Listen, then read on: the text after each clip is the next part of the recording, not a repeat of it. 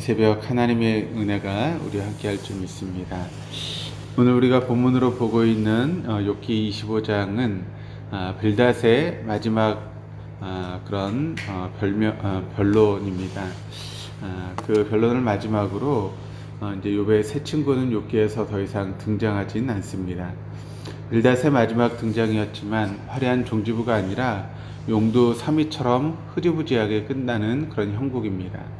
모든 죄악이 반드시 죄의 결과일 수는 없으며 때로는 세상에서 악인이 더 흥하는 사례도 종종 있다라고 하는 욥의 말에 빌닷은 더 이상 길게 대꾸할 말을 찾지 못한 것 같습니다. 그래서 빌닷은 고난의 문제보다 욥이 하나님 앞에 상변하는 태도를 문제 삼고 있습니다. 하나님의 광대하심과 인간의 비참함은 서로 간에 넘을 수 없는 한계를 보여주고 있다라고 그렇게 빌닷은 이야기하고 있는 것이죠. 4절 말씀이 이렇게 기록을 합니다. 그런즉 하나님 앞에서 사람이 어찌 의롭다 하며 여자에게서 난 자가 어찌 깨끗하다 하랴. 별다르게 새로운 논쟁으로 비화되진 않지만 오늘 본문의 짧은 변론 속에는 빌닷의 집요함이 나타나고 있습니다. 그 이유는 그가 마지막까지 자신의 변함없이 이야기하고 있는 죄가 있기 때문에 고난을 당한다라고 하는 그런 말을 반복하고서 이 무대에서 사라지기 때문에 그렇습니다. 빌닷의 신론과 그에 따른 인간론은 크게 무리가 없는 것입니다. 하나님은 주권과 위엄을 가지셨고 화평을 베푸시며 그의 비춤을 입지 않은 자가 없다라고 그는 2절 3절 말씀을 통해 이야기를 합니다. 인간은 하나님 보실 때 의롭거나 깨끗하지 못하다라고 하는 그의 말 역시 4절의 말씀에 틀리지 않는 그런 말씀입니다.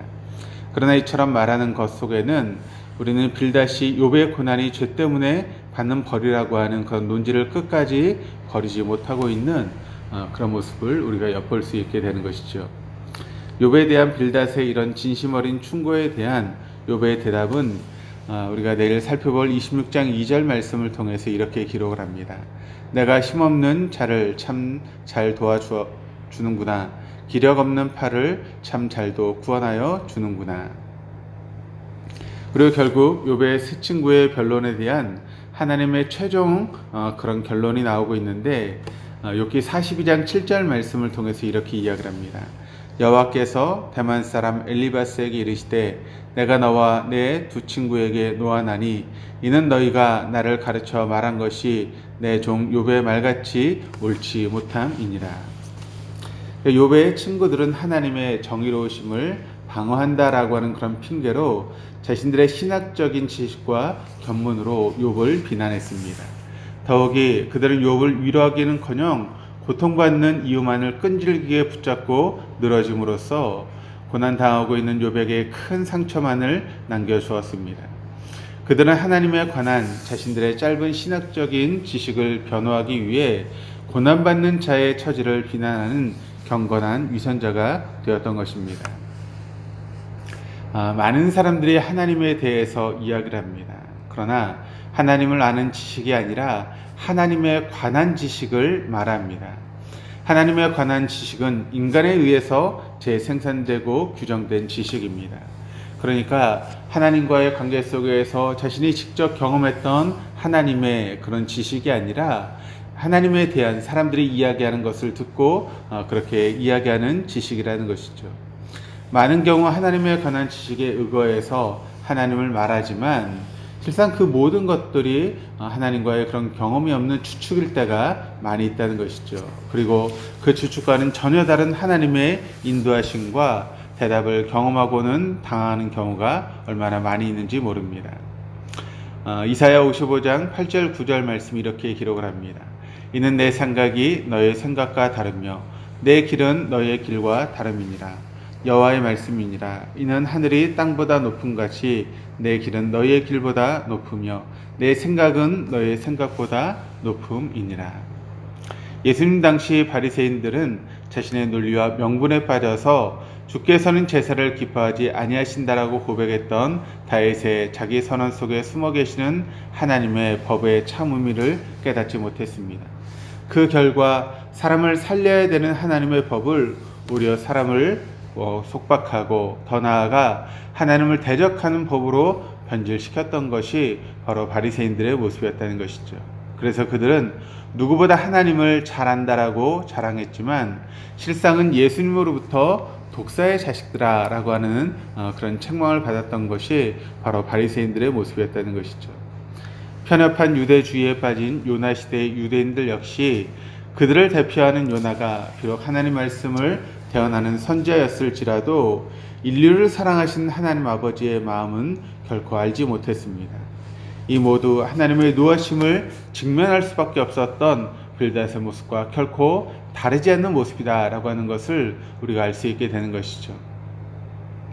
그렇다면 오늘 우리의 모습은 어떠합니까?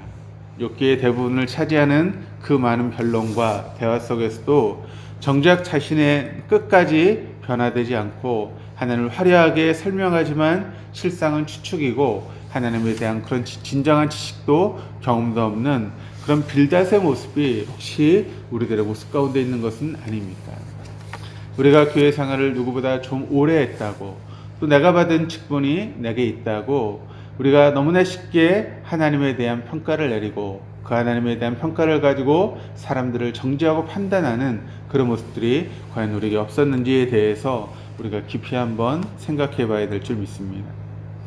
우리 하나님의 추측이 확실하면 확실할수록 더 나아가 그것이 우리의 경험과 지식에 뒷받침되면 될수록 그것은 또 다른 우상을 우리 속에 만들어내고 있는 그런 모습이다라고 하는 것을 우리는 알아야 됩니다. 그것은 그만큼 우리가 연약한 존재요 또 불완전한 존재라는 것을 반증하는 것입니다.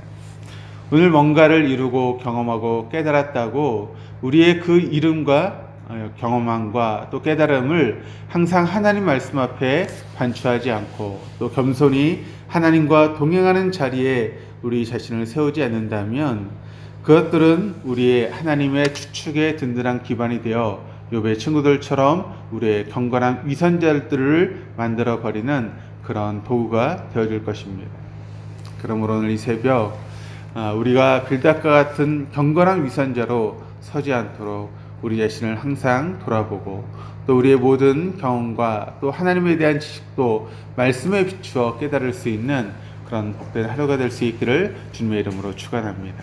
기도하시겠습니다.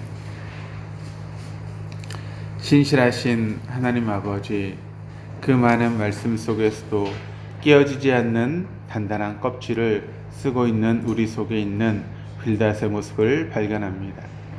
자신이 성자였음에도 불구하고 성부의 뜻 앞에 밤을 지새우시면서 자신을 세우셨던 예수님의 순전함과 겸손함을 담기를 원합니다. 하나님에 관한 얕은 지식과 단단한 껍질 속에 갇혀있는 자의 완고함이 진리의 말씀 앞에서 무너지게 하여 주옵소서.